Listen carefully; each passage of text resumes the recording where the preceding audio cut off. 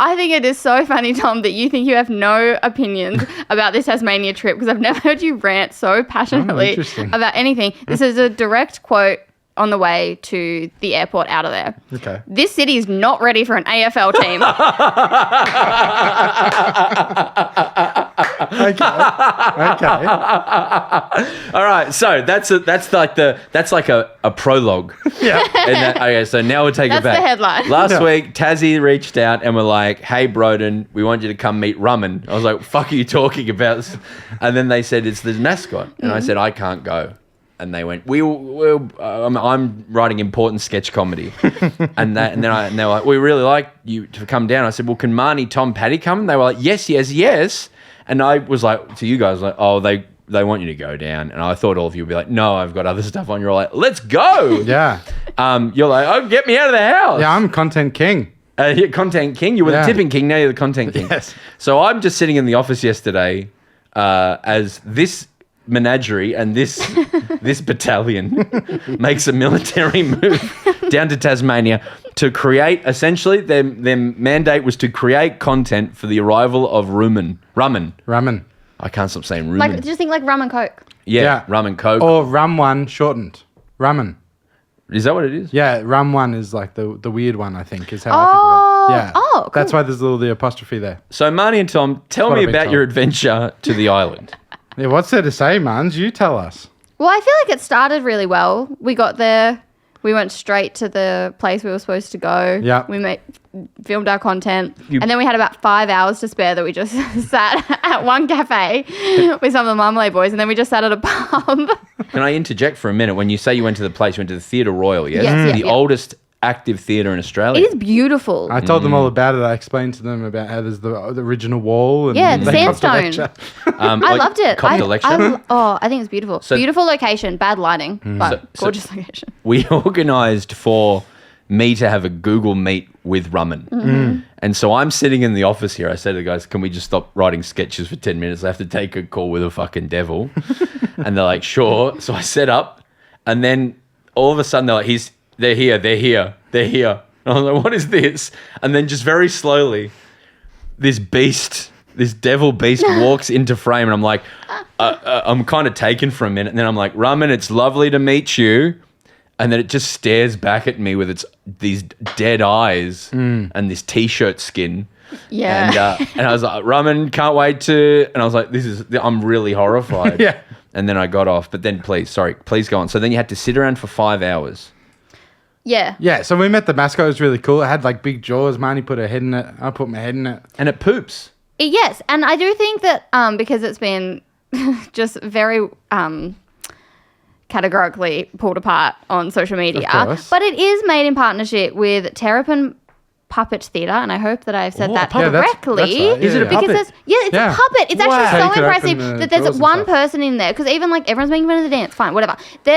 The woman inside, Greta, great job, Greta. She was moving both the arms as well as the head. Really? It's actually like very impressive. And also Outstanding. it was 15 kilos, so I don't know how it's supposed to last 4 quarters, but very impressive for her to be doing that. It's made in collaboration with school children, which fine, you can tell. Hell yeah. And like all the furs made from recycled school uniforms. Oh. Like there's so much care and thought that's been put into this mascot. And if you don't like it, okay, fine, but you can do it respectfully. I thought in the discourse that I saw is like a lot of people who watch footy, they kind of wake up. I reckon they wake up in the morning and go, cereal, shit, this is a disgrace. Yeah. And then they get in the shower, taps, this is disgraceful water. Like that's just how they go through life. Yeah. So to see a beautiful puppet from Tasmania is that's Yeah. awful. But I saw a lot of people, that's fucked. I love it. Yeah. I saw a lot of Tasmanians say that. Because And they that's- get it. They Yeah. get it. I had a lot of get comments on my TikTok being like, I'm from Tasmania and I love it for Yeah. X, Y, Z Yeah. reasons. I'm like, yeah, But it's also, for you. I think this might be a crazy conspiracy theory. I reckon they're 4 years off game day. This will not be the game day mascot. This is No, something they wanted can't to be. announce. Their main thing was it's 1 year since the club has launched. We want to keep those memberships up. we want to celebrate and announce something. So I think this is just it's something beautiful. for fun for 4 years. And then the game day mascot will just be plastic. I think it's Rum'un. I think Rum'un's sick. Once Zach and Mark in the office saw Rum'un, we were riffing on Rum'un for about 35 minutes. I was made in a lab from small and real devils. I never saw the sun. And they're just like, you think that the Bass Strait is there to protect you. I can swim now. I am Rum'un. I actually think a Tassie devil mascot would have an Australian accent. Oh, yeah. True. I am built from the horrors. I am Rum'un. My goal is to cheer on the boys. Anyway, I loved Rum'un. Yeah.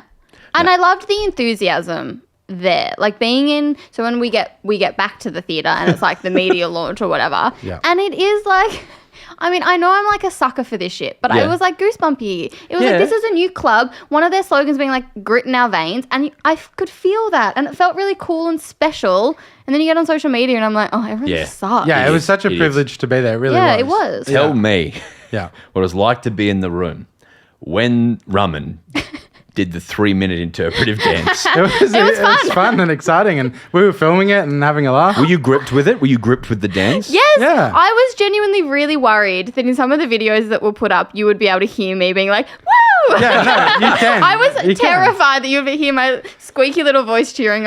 Because the whole thing is that Cheering Rum'un them doesn't on. have a voice, so we're their voice. So Yeah. when Rum'un was doing that, everyone goes, "Rah!" Yeah, well, we all so had we to were do all that. doing it. That's the most Tasmanian thing. This is Yeah. sick. Yeah. It's going to bring Tasmania together. Yeah. So, because in the video, it's just like Rum'un's doing some weird little dance moves, like a step to the left, step to the right yeah. stuff. Yeah. And it looks very heavy. Yeah, 15 kilos. Oh man, it's so cool. So then, what a wonder. And They then had some donuts, some devil's donuts. I love. It looked like the wedding donuts that some like quirky wedding couples when I go to their weddings. Like we're not doing cake, we're just doing donuts on sticks. A devil wall. A donut wall. And I did the most child thing to Yes. that over here where I wanted to join in on eating a donut, but it was too sweet. So I just ate the bottom and gave the top with all the icing to top. Money. Leave it in the back seat of the car as well. I do feel like the more time I spend with Marnie, the more I'm finishing her food. I feel like that's confirmed. I eat most of Marnie's food at this point. That's so funny. All right, so you're at the pub, you're at the thing all day, the marmalade guys are there. Went to the launch. And then you do that successful, you head to the airport, you come home, yeah? There's special context here, right? So when we get there and we sit down, we're waiting for the event to start. And Jack Rewalt spots us, beeline straight up to us. Lovely. Jack Rewalt, my friend of the pod, Jack Rewalt. Great friend of the pod. And he says straight away, when did you guys come up? We say this morning. He's like, are you going home tonight? And he goes, 8:55 Jetstar, right? And we go, yeah. He goes, it's always delayed. If it gets to 10, it's getting cancelled. Don't even bother. If it gets to 10 and it hasn't, and we went on that plane, don't bother. I catch that flight all the time. Oh, okay, Jack, interesting. And he was on that flight as well, I believe. Yes, he was coming home on that flight as well. Then money. Okay, so then you go home, you fly home to Melbourne, go to bed? No. So we go to the airport. Yeah. And straight away, we find out it's delayed, like immediately. Yeah. I'm like, okay, we'll settle in. I made some fun Instagram content. Yeah. We had a laugh. We had a bunch of laugh. coffees because we knew we were delayed. And like the thing is, the plane had to get from Melbourne to Hobart. So we could see that even though they were telling us we were half an hour delayed, the plane hadn't left Melbourne yet. Oh, God. And I don't think we should skip over that crucial detail that we had some coffees at 8 p.m. at night. A lot. And Marmalade Boys were there and we're making fun content with them. Yes, okay. And then what? And then the plane comes and you fly home, yeah? Yeah, no. Then Jetstar cancelled the flight. But also, that's when you actually like fully activated dad mode because you literally were on the phone straight away. It's like, yep, you've got 5 rooms. Okay, sweet, we'll be there soon. You collected me, Patty, the Marmalade Boys. Took us in a taxi straight to a hotel.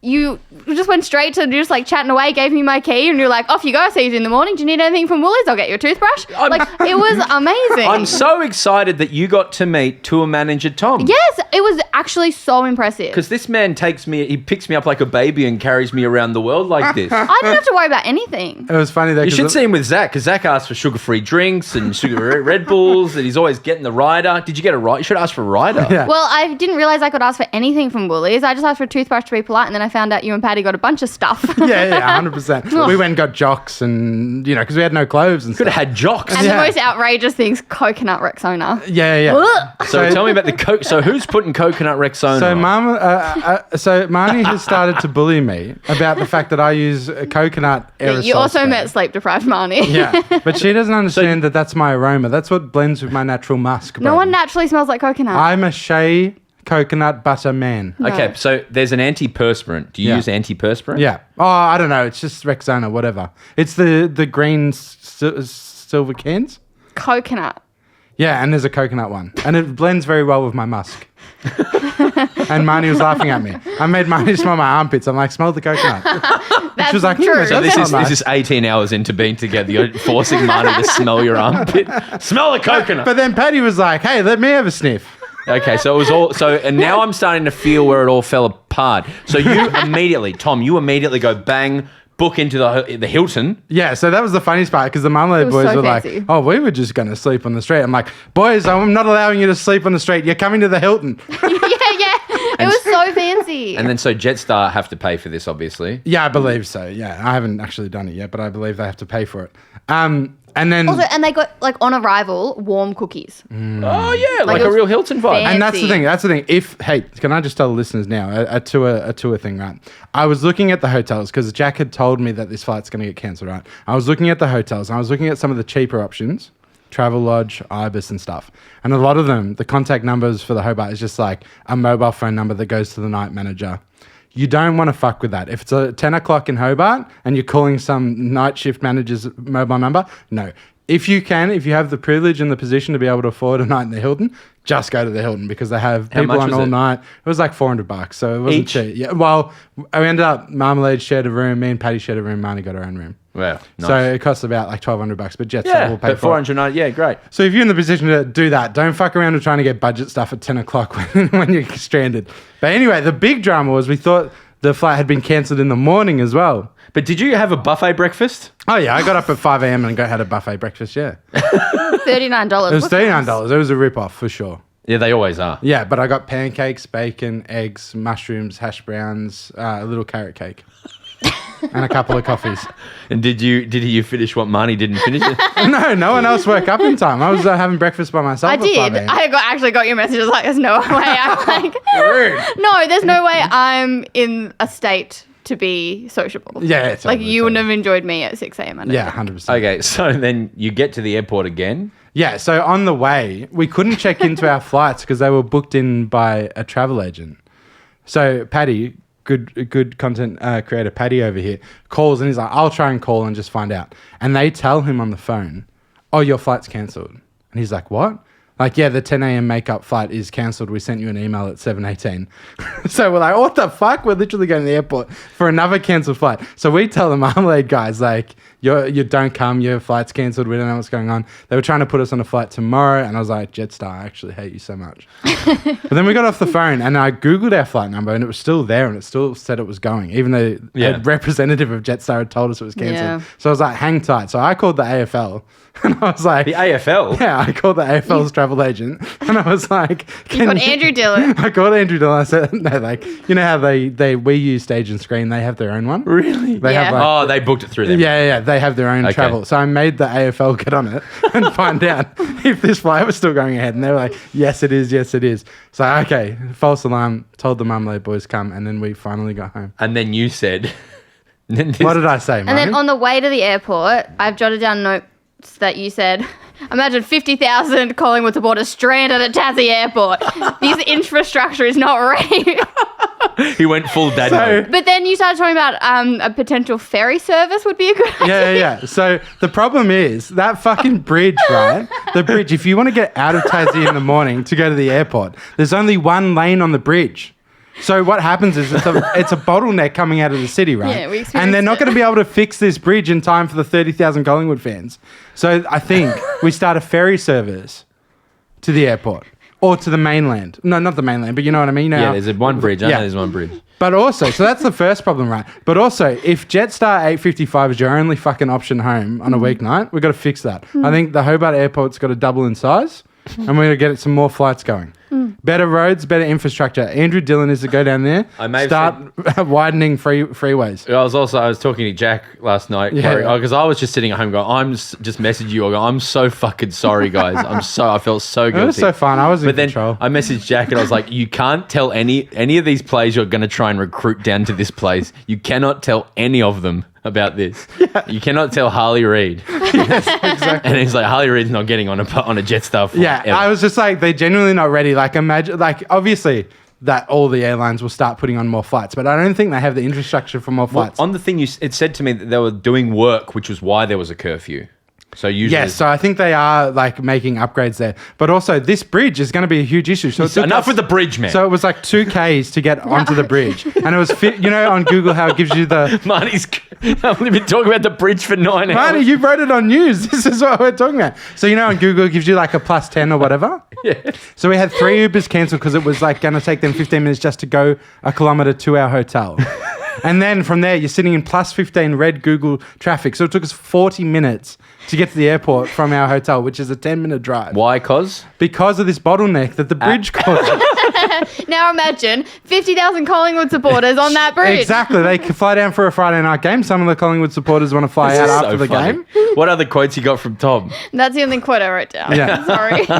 Because you walked in today and you were, I haven't got much to say about Tassie. Yeah, I forgot that I said anything, The whole way to the airport, you were just raving about the infrastructure. They're not ready, but I think if they put me in charge, isn't there we can work some there's things a out. Subway at the Hobart Airport, yeah?